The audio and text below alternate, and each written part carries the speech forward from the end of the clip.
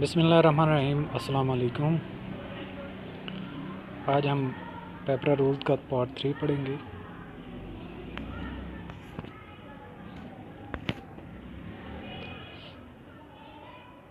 कल जहाँ से एंड किया था उससे आगे हमारा टॉपिक है मेथड्स ऑफ प्रोक्योरमेंट। प्रोक्योरमेंट जब हम कर रहे होंगे तो उसी प्रोसेस को हम आगे लेके चल रहे हैं कि एक प्रोक्योरिंग एजेंसी ने जब कोई चीज़ ख़रीदनी है तो वो कैसे एडवर्टाइजमेंट वगैरह देगा, और उस इनविटेशन के जवाब में जो सप्लायर है वो अपना इंडेंट, अपनी ऑफ़र, अपनी बिड कैसे जमा करवाएगा। तो ये सारे के सारे तरीक़ेकार को हम आगे पढ़ते हैं। सेक्शन 20 है प्रिंसिपल मेथड ऑफ प्रोक्योरमेंट। बहुत इंपॉर्टेंट क्वेश्चन इसमें से आता है कि प्रोक्योरमेंट का प्रिंसिपल मेथड कौन सा है। प्रिंसिपल मेथड ऑफ प्रोक्योरमेंट जो है, save as otherwise provided hereinafter, the procuring agencies shall use open competitive bidding as the principal method of procurement।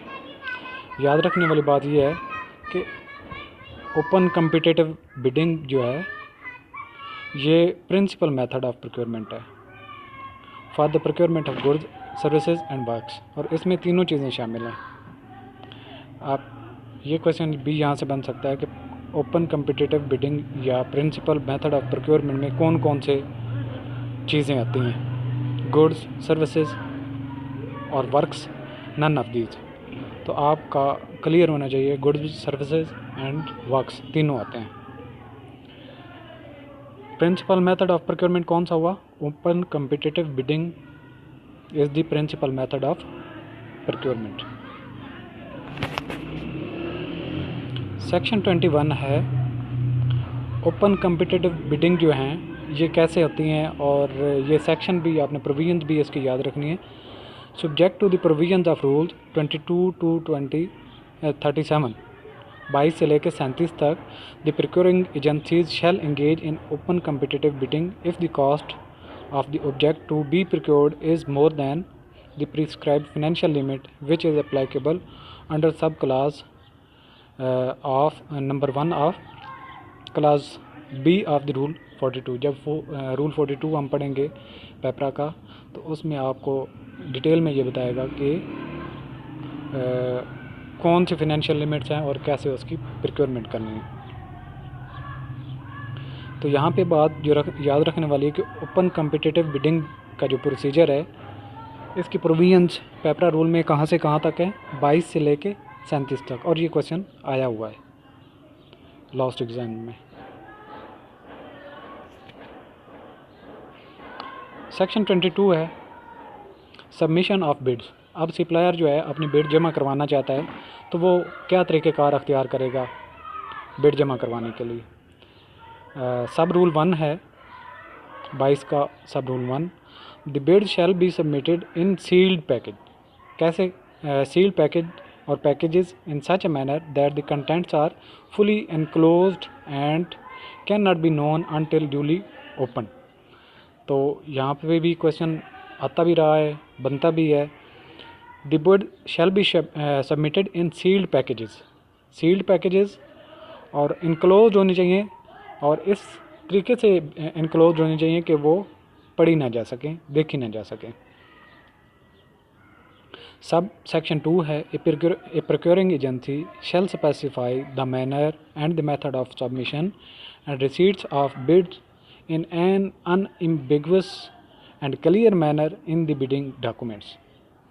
कि जो बिडिंग डॉक्यूमेंट्स हैं ये जो प्रोक्योरिंग एजेंसी आपको ये यहाँ से सब सेक्शन 2 से ये क्वेश्चन बनता है कि तरीक़ाकार जो है सबमिट करवाने का बिड कौन स्पेसिफाई करेगा, पेपरा, प्रोक्योरिंग एजेंसी या फिर सप्लायर या कोई भी नहीं। तो यहाँ पे भी क्वेश्चन बनता है। तो जो प्रोक्योरिंग एजेंसी है वो तरीक़ाकार बताएगी कि कोड कैसे सबमिट करवानी है, और उसका जो तरीक़ाकार प्रोक्योरिंग एजेंसी स्पेसिफाई करेगी वो क्लियर होना चाहिए, एम्बिगुअस नहीं होना चाहिए। सेक्शन 23 है bidding documents.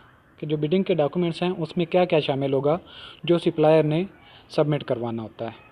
Procuring agencies shall formulate precise and unambiguous bidding documents that shall be made available to the bidders immediately after the publication of the invitation to bid। कि जो procuring agency है वो बताएगी कि कौन कौन से डॉक्यूमेंट्स जमा करवाने हैं और उनके लिए जो फॉर्म्स वगैरह हैं वो इमीडिएटली अवेलेबल होने चाहिए और उनका सोर्स भी स्पेसिफाई होना चाहिए कि ये वेबसाइट से डाउनलोड हो सकते हैं या कि आप बाई हैंड आके किसी बैंक से ले सकते हैं या प्रोक्योरिंग एजेंसी के सब ऑफिस से ले सकते हैं या मेन हेड ऑफिस से ले सकते हैं। जो भी तरीक़ेकार होगा ये प्रोक्योरिंग एजेंसी क्लियरली बताएगी और फ़ौरन अवेलेबल करेगी ताकि जो भी बिडर्स उसमें पार्टिसिपेट करना चाहते हैं उनको वो डॉक्यूमेंट्स फ़ौरन से मिल सकें। सेक्शन 23 आगे चलेगा। 23 का सेक्शन 1 हमने सब सेक्शन 1 पहले पढ़ चुके हैं और सब सेक्शन 2 में वो बताता है कि कौन कौन से डॉक्यूमेंट्स होते हैं जो प्रोक्योरिंग एजेंसी कह सकती है कि ये आप सबमिट करवाएंगे। Sub section 2 for the competitive bidding whether open और लिमिटेड, ओपन है या लिमिटेड है, the bidding document shall include the following. Bidding document में जो सप्लायर फिल अप करने के बाद भेजेगा उनमें से क्या क्या शामिल होगा। ए, इन्विटेशन टू बिड, कि जो जिस इन्विटेशन के जवाब में वो अपनी बिड दे रहा है, जो अखबार में पब्लिश हुई थी, वेबसाइट पे पब्लिश हुई थी, जो भी हुई थी, जहाँ पे भी हुई थी, क्योंकि एक procuring agency at a time कई सारी चीज़ें ख़रीदने के लिए इन्वेंट दे सकती है। तो अगर वो इन्विटेशन साथ में इनक्लोज नहीं करेगा तो प्रोक्योरिंग एजेंसी को पता नहीं चलेगा कि ये कौन सी हमारी इन्विटेशन के जवाब में बिड आई है। तो इन्विटेशन टू बिड साथ होना ज़रूरी है। इंस्ट्रक्शंस टू बिडर्स, जो प्रोक्योरिंग एजेंसी जो बिडर्स को इंस्ट्रक्शन देती है वो भी साथ लगाएगा। फार्म ऑफ बिड, और जो फार्म ऑर्गेनाइजेशन प्रोक्योरिंग एजेंसी देती है वो भी होगा। फार्म ऑफ कंट्रैक्ट, जो कंट्रैक्ट का ये सारी के सारे जो है इनमें से मैक्सिमम प्रोक्योरिंग एजेंसी जो है ख़ुद अपनी हिसाब से फार्मूलेट करके अपलोड करेगी या उनको भेजेगी। जनरल ई है जनरल और स्पेशल कंडीशंस ऑफ कंट्रैक्ट, अगर कंट्रैक्ट की स्पेशल कोई कंडीशन है या कोई जनरल कंडीशन है वो भी सारी साथ लगी होंगी। एफ में बताता है स्पेसिफिकेशन एंड ड्राइंग्स और परफॉर्मेंस क्राइटेरिया वेयर अप्लाइकेबल। अगर स्पेसिफिकेशन के लिए कोई ड्राइंग वगैरह दी है कि ये इस तरह की हमें चीज़ चाहिए तो वो भी साथ लगा होगा। और प्रोक्योरिंग जो बिडर है वो अपनी कोई चीज़ स्पेसिफाई करना चाहता है तो वो अपनी ड्राइंग साथ लगाएगा। जी में कहता है लिस्ट ऑफ गुड्स और bill of quantities where applicable, यानी कि अगर जो चीज़ें ख़रीदना चाहते हैं उनकी एक लिस्ट है या उनके हिसाब से बिलिंग भी वो बताना चाहता है कि हम इतने इतने की देंगे तो वो भी साथ अटैच करेगा। डिलीवरी टाइम और कंप्लीशन स्केड्यूल के कब तक ये डिलीवर करेगा वो भी बताएगा। या तो प्रोक्योरिंग एजेंसी खुद स्पेसिफाई कर सकती है कि आप 1 मंथ के अंदर डिलीवर करेंगे, आप इसके क्राइटेरिया के साथ एग्री करते हैं या नहीं, येस और नो जवाब दें, तो वो जवाब होना उसका ज़रूरी है। क्वालिफ़िकेशन क्राइटेरिया, अगर कोई कंडीशन प्रोक्योरिंग एजेंसी लगाती है कि ये क्राइटेरिया फॉल करना ज़रूरी है किसी भी बिडर को क्वालिफाई करने के लिए, तो वो क्राइटेरिया भी साथ लगा होगा। सब जे पार्ट में कहता है बिड इवैल्यूएशन क्राइटेरिया, जो इवैल्यूएशन का क्राइटेरिया होगा बिड को जो प्रोक्योरिंग एजेंसी स्पेसिफाई करेगी वो भी साथ लगा होगा। के में कहता है format of all securities required, कि जो भी सिक्योरिटीज़ हैं वो जमा करवानी है बिडर ने, परफॉर्मेंस सिक्योरिटी है या परफॉर्मेंस गारंटी है या परफॉर्मेंस या सिक्योरिटी कहते हैं, तो ये भी उसका फॉर्म जो होगा वो फिल अप करना ज़रूरी है। एल में कहता है details of standards if any that are to be used in assessing the quality of goods works और सर्विसेज स्पेसिफाइड। डिटेल्स हैं कि कौन कौन से स्टैंडर्ड जो हैं वो मीट करना ज़रूरी है। अगर वो चेकलिस्ट एक प्रोक्योरिंग एजेंसी देती है तो वो भी साथ लगाएगा, फिल अप करेगा, जवाब देगा उसका। एम में कहता है any other detail not inconsistent with these rules that the procuring agency में डीम नेसेसरी।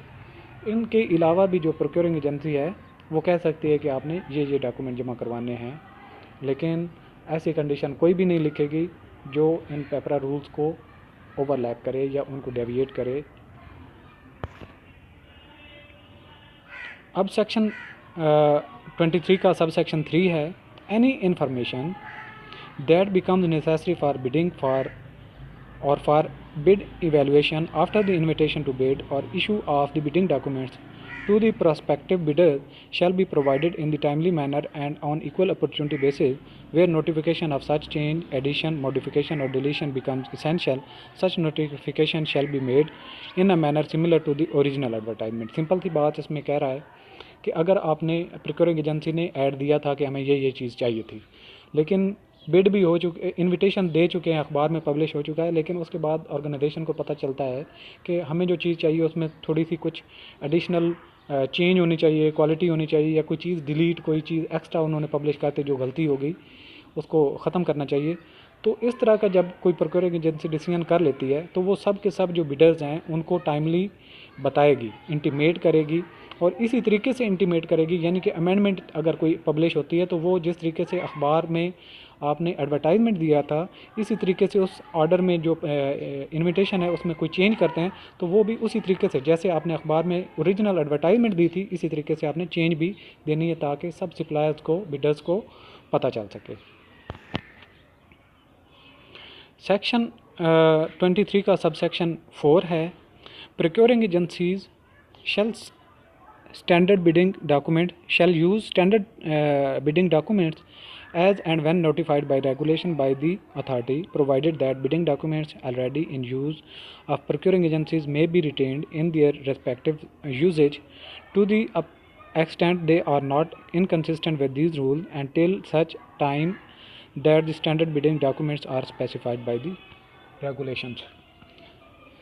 तो कह रहा है कि जो आपने डॉक्यूमेंट्स सबमिट करवाने हैं बिडर्स से वो स्टैंडर्ड पैटर्न पे होने चाहिए, और ऐसे पैटर्न पे होने चाहिए कि जो पेपरा रूल्स को वायलेट ना करता हो। अगर पहले से ही जो उनके पास स्टैंडर्ड है और पेपरा के किसी रूल को डेविएट नहीं करता, वायलेट नहीं करता, तो वो चलते रहें। अगर उनमें कोई डेविएशन है तो वो स्टैंडर्ड उनका चेंज कर लें ताकि रेगुलेशन को फॉलो किया जा सके। सब सेक्शन 5 है 23 का, The procuring agency shall provide a set of bidding documents to any supplier or contractor on request and subject to payment of price if any। इसकी explanation है, for the purpose of this sub rule price means the cost of printing and providing the documents only। कि कोई भी supplier bidder जो है वो documents अगर मांगता है तो वो प्रोक्योरिंग एजेंसी उनको प्रोवाइड करेगी, और उसकी कास्ट क्या है, जो प्रिंटिंग और मेल करने का जो खर्चा वर्चा होता है उसके अलावा कोई एक्स्ट्रा चार्ज नहीं करेगी।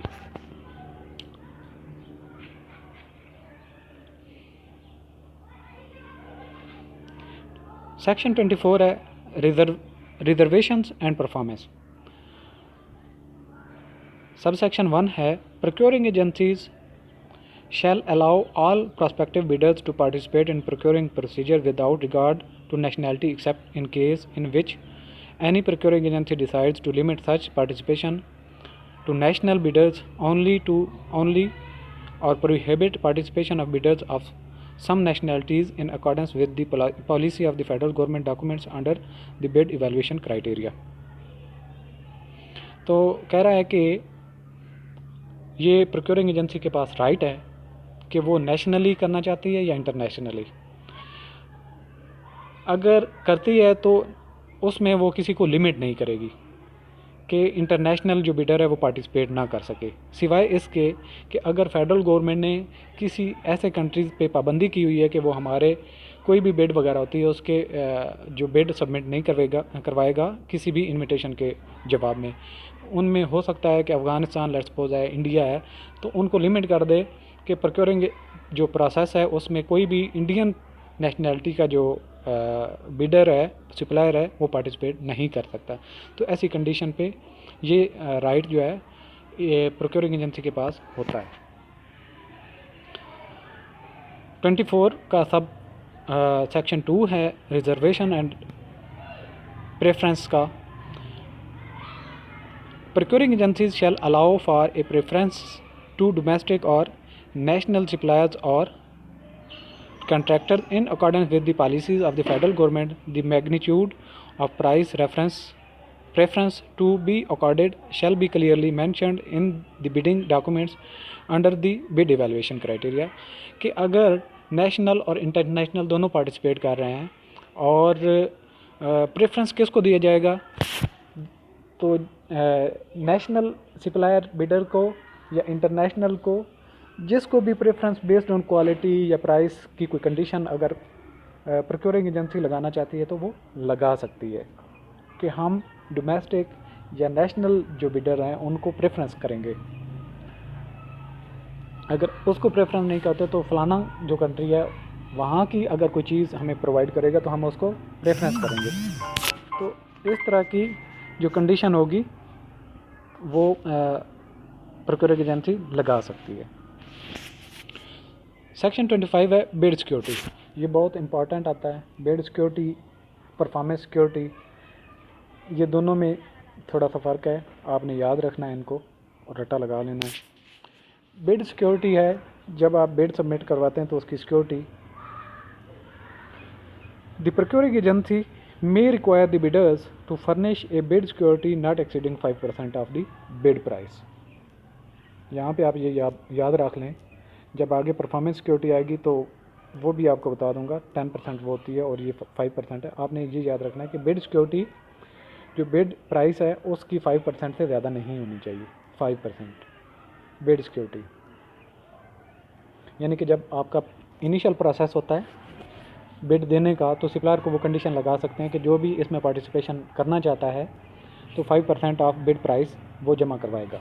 तो यूँ ही आपने ये याद रखना है कि यूँ ही स्टार्ट का जो प्रोसेस होता है, स्टार्ट प्रोसेस में उसकी सिक्योरिटी की वैल्यू कम होती है 5%। तो जो बाद के जो प्रोसेस होता है जब किसी जो क्वालिफाई करता है तो उसकी परफॉर्मेंस गारंटी के लिए उसको कहते हैं कि 10% आपने जमा करवाना है। तो याद रखने के लिए, रट्टा लगाने के लिए मैं आपको ये हिंट देता हूँ कि वो सिक्योरिटी जो इनिशियल स्टेज पे होती है वो कम होती है, बाद वाली स्टेज पे ज़्यादा होती है। पहली स्टेज जो होती है बिड जमा करवाने का प्रोसेस जो होता है, तो बिड सिक्योरिटी जब जमा करवा रहा होता है सप्लायर अपनी बिड को, तो उस वक्त जो उसको सिक्योरिटी जमा करवानी होती है तो वो 5% होती है। बिड वैलिडिटी, कि जब वो बिड जमा करवा रहा है सप्लायर तो उसकी वैलिडिटी क्या होगी, कितने पीरियड के लिए होगी। सब सेक्शन 1 है procuring agency keeping in view the nature of the procurement shall subject the bid to a bid validity period।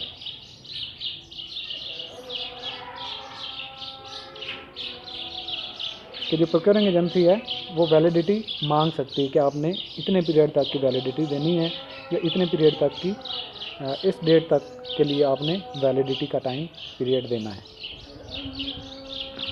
Bids shall be valid for the period of time specified in the bidding document।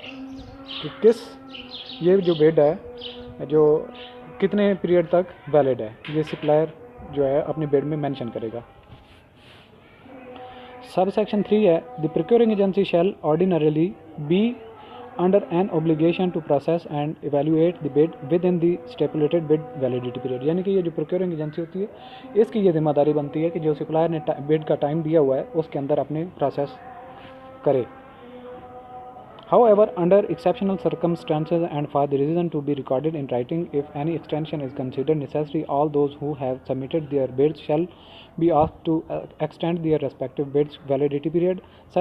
Such extension shall be for not more than the period equal to the period of the original bid। अगर let suppose supplier ने, bidder ने ये कहा था कि ये हमारी जो बिड हम जमा करवा रहे हैं ये 1 महीने के लिए, और वो 1 महीने में प्रोक्योरिंग एजेंसी अपने प्रोसेस को फाइनलाइज नहीं कर सकती और उसको ज़्यादा टाइम एक्सटेंशन की ज़रूरत पड़ जाती है, तो वो सब सप्लायर जो बिडर्स हैं जिन्होंने पार्टिसिपेट किया हुआ है उन सब को कहेगी कि अपना टाइम आप एक्सटेंड करें।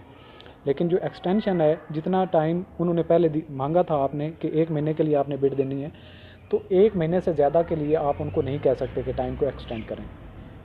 अगर इनिशियली आपने 1 महीने का कहा था तो आप एक्सटेंशन भी 1 महीना ही ले सकते हैं, इससे ज़्यादा एक्सटेंशन के लिए नहीं कह सकते। सब सेक्शन 4 है बिडर्स हु, वो बिडर जो ए बी सी होंगे। ए में कहता है agree to extend of their bid validity period shall also extend the validity of bid bond और security for the extended period of the bid validity, यानी कि जो अपनी एक्सटेंशन करेगा बिड वैलिडिटी के टाइम पीरियड में, तो वो जो बॉन्ड जमा करवाता है, सिक्योरिटी बिड सिक्योरिटी जमा करवाता है, उसका टाइम पीरियड भी वो बढ़ा देगा। बी में कहता है agree to the procuring agencies request for extension of bid validity period shall not be permitted to change the substance of their bid. अगर वो टाइम से एक्सेप्ट करते हैं कि हाँ हम अपना टाइम एक्सटेंड कर रहे हैं, लेकिन एक्सटेंड टाइम करने के साथ साथ वो इस चीज़ के पाबंद होंगे कि अपनी बिड में किसी चीज़ की कोई तब्दीली नहीं कर सकते, सिर्फ टाइम की तब्दीली ही करेंगे। सी में कहता है do not agree to an extension of the bid validity period shall be allowed to withdraw their bid without forfeiture of their bid bonds और सिक्योरिटीज़। तो जो उन्होंने बिड सिक्योरिटी जमा करवाई थी उसको हिलाए जुलाए बगैर अगर कोई सप्लायर बिडर इस चीज़ से एग्री नहीं करता कि मैं टाइम अपना एक्सटेंड करूं, तो उसकी बिड सिक्योरिटी वापस कर दी जाएगी, उसको कोई भी फॉरफीचर नहीं किया जाएगा। फॉरफीचर का मतलब है कि उस पर काबिज हो जाना, गबन करना। सेक्शन 27 है extension of time for the submission of bid, कि जो बिड का आपने टाइम दिया था प्रोक्योरिंग एजेंसी ने, उसमें अगर टाइम की एक्सटेंशन देते हैं तो क्या तरीकाकार होगा। Where a procuring agency has already prescribed a deadline for the submission of bids and due to any reason the procuring agency finds it necessary to extend such deadline, it shall do so only after recording its reason in writing and in an equal opportunity manner. Advertisement of such extension in time shall be done in a manner similar to the original advertisement. कि अगर आप अपना procuring agency अपना time extend करना चाहती है तो वो इन राइटिंग बताएगी कि ये वजह थी और टाइम एक्सटेंड कर रही है, और जिस तरीके से एडवर्टाइजमेंट दी थी ओरिजिनल बिड इनविटेशन की, उसी तरीके से अखबार में देगी कि हमने टाइम एक्सटेंड कर दिया है, और सब जो बिडर्स हैं उनको इक्वल अपॉर्चुनिटी देनी है। अजान वाले तो फिर आगे बढ़ते हैं।